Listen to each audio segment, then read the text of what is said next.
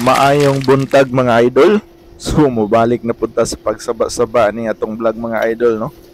Sa kataas sa panahon no, mga 3 weeks paman or mga almost 1 month man tingali no nga wa ta nagsaba-saba din ni mga idol. Tungod kay na busy gid ta mga idol no. Padong na Christmas anya gibagyo pa gid ta mga idol no. Gikan sa linog gibagyo pa gyud na igo ta diri sa Talisay. So nabahaan pero kumbati lang gihapon mga idol no. So for this video mga idol, mga unta ninyo ginataang lang nangka ni mga idol no ang atong gi loto no karong buntaga unya ato ni siyang bangil-bangilan og prito nga andohaw. Unya mao niya atong rice. Unya ang dagdag bida diha mga idol di ara ginamos nga naay kamatis. So man gidag bida diha mga idol.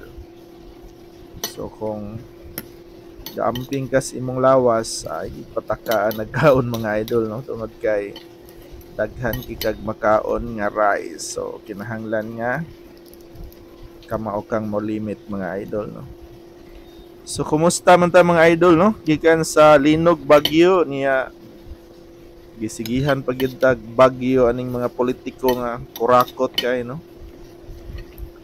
Pan-an lang tag bugas nga gikan sa DSWD. Sakto ba? Unya sardinas awa na. Gatuon niya na madata no. So ato ning dawaton pero next election mga idol never pag maglana mo putot mga politikoha mo.